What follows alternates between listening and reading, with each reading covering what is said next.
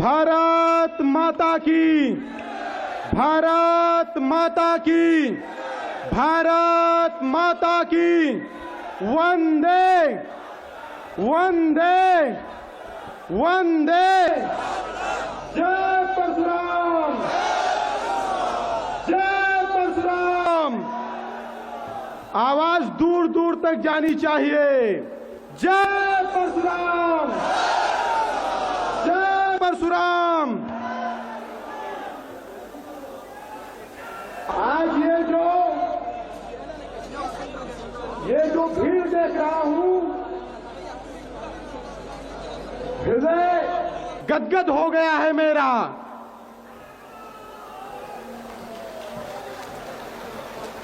आज दिनकर की धरती से मैं सर्वेश पांडे आप लोगों के बीच में, अपने परिवार के बीच में खड़ा हूं। इतने बड़े भव्य और दिव्य कार्यक्रम आयोजन के लिए बड़े भाई आशुतोष कुमार जी का मैं बहुत बहुत धन्यवाद देता हूं। आशुतोष भाई का सिर्फ एक फोन गया था मेरे पास। उन्होंने कहा सर्वेश जी अपने समाज का कार्यक्रम है, ब्राह्मण भूमिहार का कार्यक्रम है, आपको आना है। एक ही फोन पर मैंने कहा कि भाई मैं आऊंगा, और एक दिन पहले ही मैं कार्यक्रम में पहुंच गया।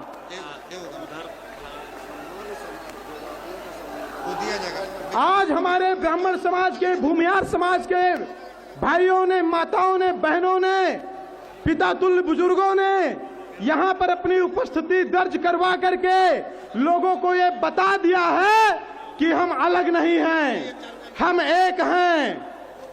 हम अलग नहीं हैं, हम एक हैं। जिस तरीके से आज हमारे समाज को टारगेट किया जाता है, हमारे समाज को नीचा दिखाया जाता है, हमारे समाज को गिराने का प्रयास किया जाता है, आज की ये जो एकता है ये विरोधियों की छाती फाड़ देगी। आपकी एकता देख करके कोई विरोधी टिक नहीं पाएगा। आज आप लोगों, मैं बड़े कार्यक्रम जाता हूं, जगह जगह पर कार्यक्रमों में जाता हूं। लोग मुझसे कहते हैं भाई साहब सब हो सकता है, ये समाज एक नहीं हो सकता है। आज उन लोगों को आंख खोल करके देखना चाहिए कि आज वही समाज एक है, और एक होकर के हजारों लाखों की संख्या में दहाड़ चल रहा है यहाँ पर। आज समाज में जितनी समस्याएं हैं, आशुतोष जी ने जब से संघर्ष करना शुरू किया है, समथिंग उसी के आसपास मैंने भी संघर्ष करना शुरू किया। आशुतोष जी हमारे बड़े भाई, हमसे बहुत बड़े हैं वो। जितने भी लोग मुझे जानते होंगे, सोशल मीडिया से देखते होंगे, आज ये समय की मांग है। हमने देश के लिए लड़ाई लड़ी है, हमने धर्म के लिए लड़ाई लड़ी है, लेकिन आज ये मांग है कि हम अपने जात के लिए लड़ाई लड़ें, हम अपने जात के लिए लड़ाई लड़ें। ये जो दिन रात आशुतोष जी प्रयास कर रहे हैं समाज को जोड़ने के लिए, जगाने के लिए, इससे उनका कोई व्यक्तिगत फायदा नहीं है, इससे उनका कोई व्यक्तिगत फायदा नहीं है। आज आप देख रहे हैं कि जो लोग कभी आपके सामने बोलते नहीं थे, वो आज हमारी आपकी बहन बेटियों पर भी टिप्पणी करने लगे हैं। आज आप देख रहे हैं कि जो लोग कभी हमारे सामने बोलते नहीं थे, वो हमारी बहन बेटियों पर टिप्पणी करने लगे हैं, हमारे समाज पर टिप्पणी करने लगे हैं। तो कल्पना करिए कि अगर आज आशुतोष जी का जो प्रयास है और हम संगठित नहीं हुए, तो आने वाले समय में अपना अस्तित्व नहीं बचा पाएंगे, आने वाले समय में अपना अस्तित्व नहीं बचा पाएंगे।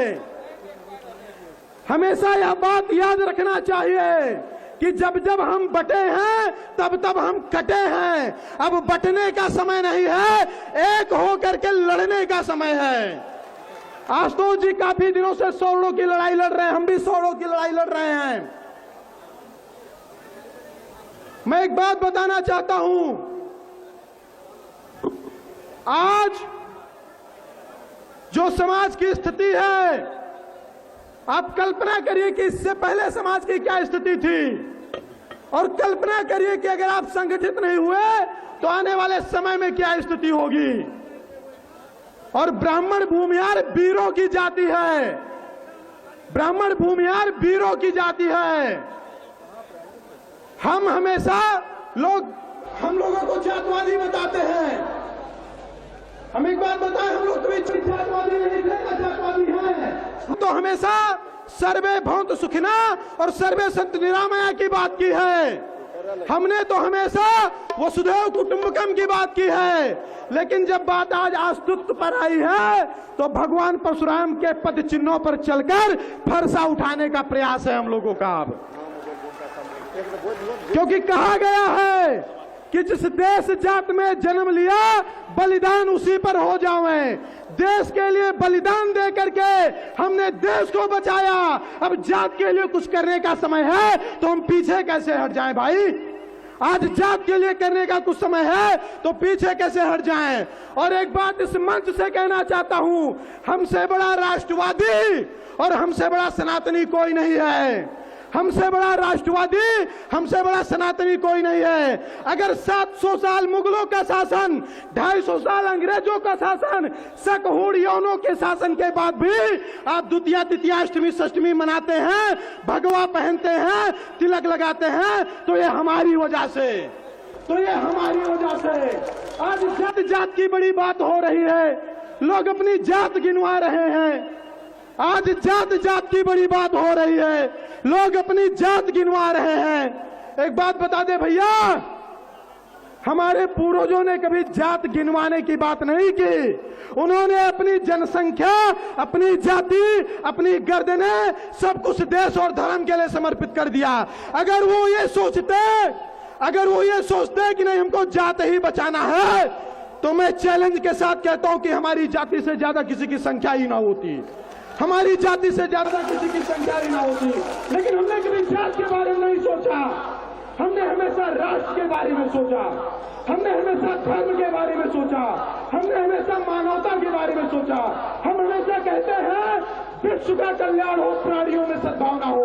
हम कभी जातियों में सद्भावना की बात नहीं करते। हम कभी ब्राह्मण और भूमिहार के कल्याण की बात नहीं करते, विश्व के कल्याण की बात करते हैं। तो ये जात की बात खत्म होनी चाहिए। एक बड़े दुर्भाग्य की बात है, एक बड़े देश जब से आजाद हुआ, इस देश के नेताओं ने क्या कहा कि हम जात-विहीन समाज की स्थापना करेंगे। इस देश के नेताओं ने क्या कहा कि हम जात विहीन समाज की स्थापना करेंगे, हम समरसता स्थापित करेंगे। लेकिन ये दुखद है, दुर्भाग्यपूर्ण है कि आजादी के 75 साल बाद जातिगत जनगणना करवा करके लोगों के अंदर जातीय भावना पैदा की जा रही है। लोगों के अंदर जातीय भावना पैदा की जा रही है। लोग समरसता की बात करते हैं, हम तो समरसता के नाम पर आते। अगर संख्या ही सब कुछ होती तो 80,000 मुगलों के सामने 8,000 राजपूत न लड़ पाते। तो संख्या मायने नहीं रखता, हमारा साहस, हमारा हौसला मायने रखता है। और मैं एक बात और बताऊं, मैं आया हूं, कल ही यहां होटल में रुका हूं, बहुत सारी बातें सामने आ रही हैं। कुछ लोग कह रहे हैं कार्यक्रम राजनीति के लिए किया जा रहा है, कुछ लोग कह रहे हैं कि अपना अपना लाभ होगा। मैं कहता हूं आप भी अपने लाभ के लिए इतनी संख्या एकत्रित कर दो, हम आपके साथ खड़े रहेंगे। आप भी अपने लाभ के लिए, अपनी राजनीति के लिए इतनी संख्या एकत्रित कर दो, हम अपने साथ खड़े रहेंगे। एक बात मैं डंके के चोट पर और खुले मंच पर कहना चाहता हूं, अगर कल आवश्यकता पड़े और एमपी एमएलए का चुनाव लड़ना पड़े आशुतोष जी को, तो मैं कहूंगा कि आप लड़ो और आपका भाई आपके साथ पीछे मजबूती से खड़ा फाड़ कर फेंक देता है। तो हमारे भी समाज का कोई एक व्यक्ति ऐसा होना चाहिए कि सदन में हमारे खिलाफ कोई भी वोटिंग हो, कोई भी बिल पारित किया जाए तो उस बिल को वो फाड़ सके। मेरी बातों से आप लोग सहमत है कि नहीं सहमत हैं? मेरी बातों से आप लोग सहमत है कि नहीं सहमत हैं? भारत माता की।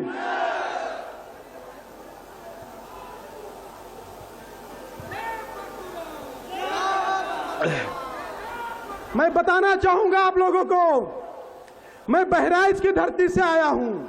बहराइच बेगूसराय से 600 किलोमीटर दूर है। मैं कोई संख्या लेकर नहीं आया हूं, ना ही कोई धन लेकर के आया हूं जो मैंने आशुतोष जी को आर्थिक सहयोग किया है। मैं 600 किलोमीटर सिर्फ इसलिए चल करके आया हूं कि जहां हमारे समाज के लाखों लोग एकत्रित होंगे, वहां समाज की एकता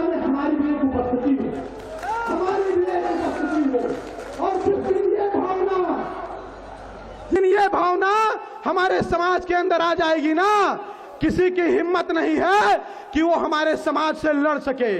एक बात मैं यहां पर बताना चाहूंगा, यहां पर लाखों की संख्या में परशुराम वंशी बैठे हुए हैं। एक बात मैं बताना चाहता हूं, आपके सामने सिर्फ अब 2 विकल्प बचे हैं। आज आपके सामने सिर्फ 2 विकल्प बचे हैं, या तो आप लड़ेंगे या तो आप मरेंगे, या तो आप लड़ेंगे या तो आप मरेंगे।